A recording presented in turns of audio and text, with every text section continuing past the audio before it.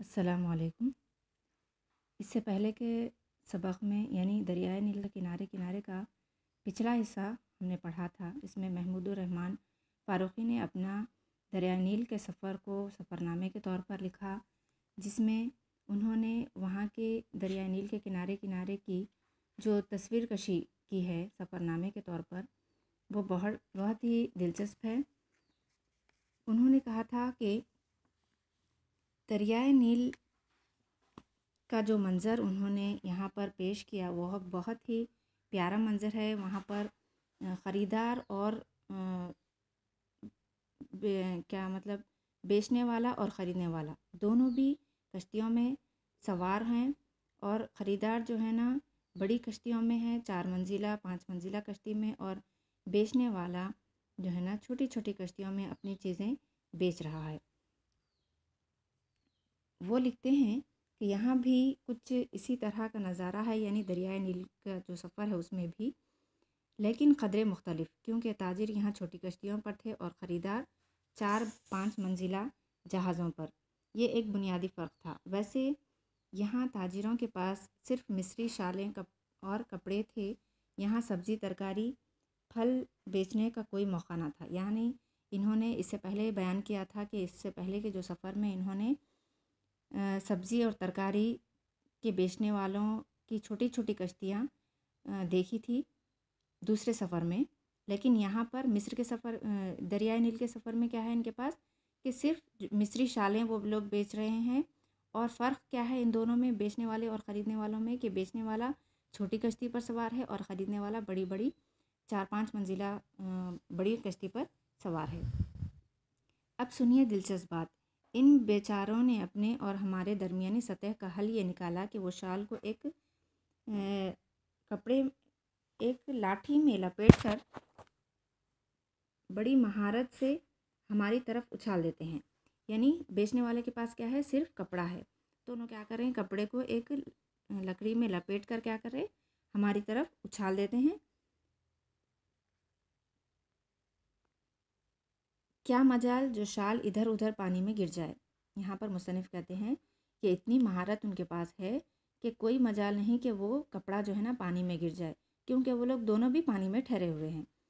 और जब और फिर जब वो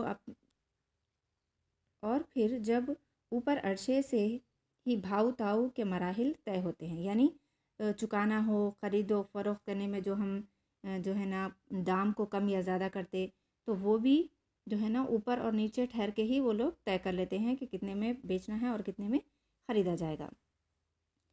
वो लोग एक छोटी सी थैली उछाल देते हैं जिसमें पैसे रख कर वापस फेंक दिया जाता है।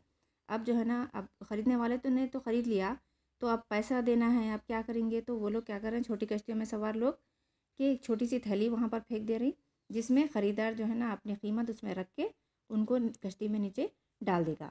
बहरहाल ये बड़ी अजीब व गरीब ख़रीदो फ़रोख्त थी, जहाँ एक तरफ ख़रीदार दूसरी तरफ ताजिर, दोनों के दरमियान 40-50 फीट से ज़्यादा ऊंच नीच का मामला है।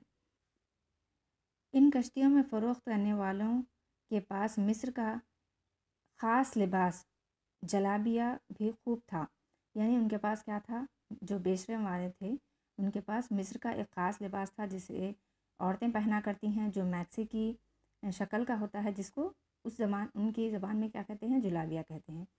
ये मैक्सी की तरह एक ढीला ढाला लिबास होता है जो आम तौर पर मिस्र और दीगर अरब ममालिक में पहना जाता है। ख़वातीन के लिए बने इस लिबास में जरदोज़ी का काम भी बहुत उम्दा किस्म का होता है। हमारे कश्मीर में जिस तरह ख़वातीन का खूबसूरत कशीदाकारी का लिबास मशहूर है, ठीक वैसा ही वहाँ का ये जुलाबिया काफ़ी मशहूर है।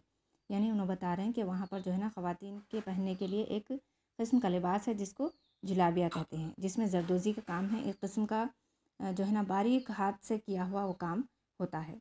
रुफ़क़ा में से बेशतर लोगों ने अपने अहल खाना के लिए इसे ख़रीदा। यानी रुफ़क़ा माने उनके दोस्तों में से, रफ़ीक़ की जमा है रुफ़क़ा, उनके दोस्तों में से, मुसन्निफ़ के दोस्तों में से बहुत से लोगों ने उसको ख़रीदा। ज़्यादा महंगा भी नहीं था, 200 से लेकर 400 हिंदुस्तानी रुपए तक बहुत उम्दा किस्म का जुलाबिया मिल रहा था। यानी वो जो है ना 200 से 400 तक उसकी कीमत थी।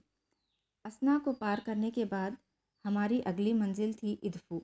ये नील के मशरक़ी साहिल पर एक छोटा सा गांव है। अब जो ना ये जो ख़रीद व फ़रोख्त ये सब काम हो रहे हैं वो यहाँ पर असना के मुकाम पर हो रहे हैं। अब इनको कहाँ पहुँचना है? इदफू, जो दरमियान में ही इनको मिल जाता है।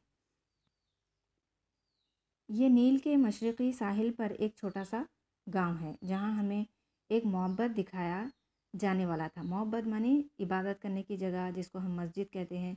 वो यहाँ पर उनको कश्ती वाले उसका नज़ारा करवाने वाले थे, जिसके बारे में बताया गया है कि ये इस वक्त मिस्र के कदीम माबिद में से सबसे अच्छी हालत में है।